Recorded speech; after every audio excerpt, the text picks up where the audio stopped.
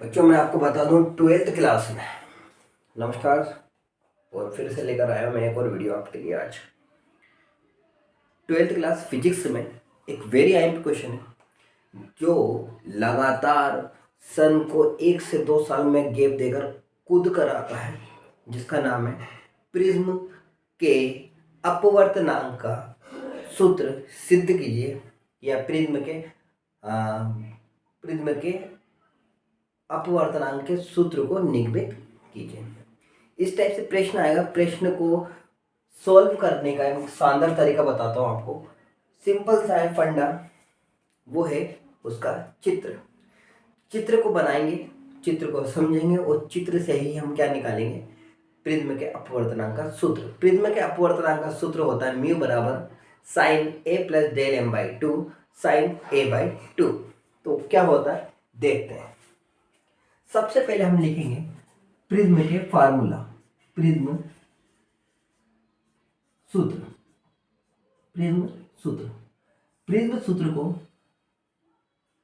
Mu बराबर sine A plus del M by two और by sine A by two, ये हो जाएगा हमारा प्रिज्म फार्मूला। म्यू बराबर sine A plus del M by two sine A by two. सबसे पहले इसको समझने के लिए हम सबसे एक नंबर तरीके से चित्र बनाते हैं। चित्र को बनाने के लिए कुछ नहीं करना है आपको, सिंपल सा एक त्रिभुज बनाना है। क्या बनाना है? त्रिभुज बनाना है। अब त्रिभुज बनाने के बाद आपको जो ऊपर दिख रहा है प्रिज्म, वो ए बी और सी, जिसमें एक कहलाता है आपका प्रिज्म कोण, और जो जहां रखेंगे हम प्रिज्म को वो चीज कहलाएगी उसका बेस, उसका आधार। अब कहते हैं कि प्रिज्म के एक सिरे से उसके संकीर्ण भाग से श्वेत प्रकाश को यदि भेजा जाए तो वह श्वेत प्रकाश अपने ही अवयवी रंगों में विभक्त हो जाता है, अर्थात 7 रंगों में बढ़ जाता है। इन 7 रंगों के समूह को स्पेक्ट्रम या वर्णक्रम कहते हैं। इसमें आपने पढ़ा होगा 10th क्लास में, हालांकि ये तो 12th क्लास का है, परंतु आपने 10th जरूर पास किया होगा, तो उसमें आपने पढ़ा होगा बेजानी हपी नाला, बैंगनी लाल जामुनी पीला हरा नीला नारंगी और लाल। देखते हैं प्रिज्म को, नीचे है आपका आधार, और जो ये लाइन में बना जा रहा हूं इस पृष्ठ के लंबवत, ये कहलाता है आपका अभिलंब। एक और अभिलंब बनाऊंगा। बनाने के बाद मैं इसको नाम दूंगा एम ओ एन ओ। इस पर मैं आपतित किरण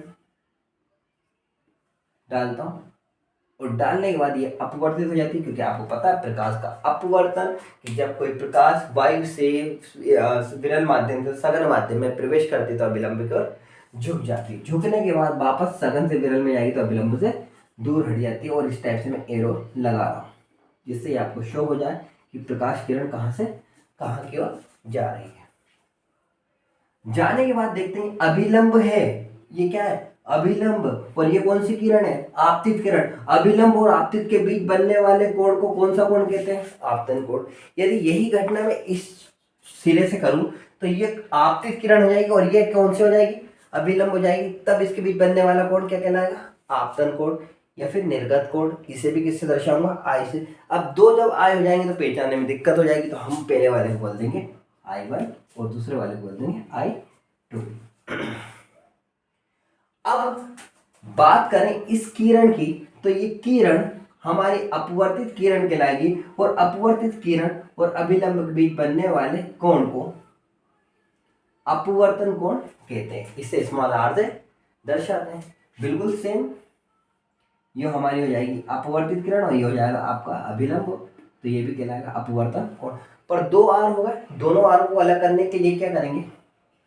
R1 और इसे नाम दे देंगे R2। दिख रहा है आपको? Very good. अब इस किरण की हम निर्गत किरण यदि खींचे, यदि किरण को A से जाना था और इस किरण की निर्गत किरण खींचे, तो दोनों किरण हमें कहां मिलेगी? इस बिंदु पर। इस बिंदु से उनका विचलन हो गया, विचलित हो गई, अभिलंब की झुक गई, तो इस कोण को हम विचलन कोण कहते हैं, जिसे डेल से दर्शाते हैं। किससे दर्शाते हैं? डेल से। ये मैंने ऐसा बनाया है डेल, ठीक है मेरे भाई, ये हो जाएगा हमारा डेल। अब नाम देने की बारी आएगी, तो P और इस बिंदु को देंगे Q, इसे नाम देंगे R, इसे देंगे S, इसे देंगे T, इसे देंगे U, और हो जाएगा हमारा चित्र कंप्लीट। आया समझ में? ये MONO हो गया हमारा अभिलंब, PQ हो गई हमारी आपतित किरण, अपवर्तित किरण QR, RS निर्गत किरण। सिंपल सा फंडा है, कुछ नहीं करना है। I1 दो बनेंगे, I1 I2 नाम देंगे। Q और R पर अंदर की ओर अपवर्तित किरण के बीच बनेगा आपका R तो दो नाम होगा, तो R1 और एक R2। एरो के निशान लगाना जरूरी है, क्योंकि यही आपको बताना है कि आपकी जो प्रकाश किरण है वो किधर से किधर की ओर जा रही है। खास बात इसी के हैं, यदि ये चीजें नहीं लगाते हो तो वो चेक करने वाला है, इसको नोट करके इसके नंबर काट सकता है आपके। एरो लगाना बहुत जरूरी है। फिर हमने PQ की निर्गत किरण खींची और SR की कौन सी निर्गत किरण खींची? इस साइड से। और दोनों किरण कहाँ मिल रही है? इस T पर। और जब दोनों किरण T पर मिल रही है तो इसका क्या हो गया? विचलन। और जब विचलन हुआ तो तब बनने वाला कोण क्या कहलाएगा? आपका विचलन कोण कहलाएगा। क्या कहलाएगा मेरे भाई? विचलन कोण। अब ये हो गया चित्र कंप्लीट, और इसको हम अब सॉल्व करने जा रहे हैं। और क्या प्रूफ करेंगे? म्यू बराबर sine A plus del M/2 by sine A/2। चित्र को नोट करें जल्दी से।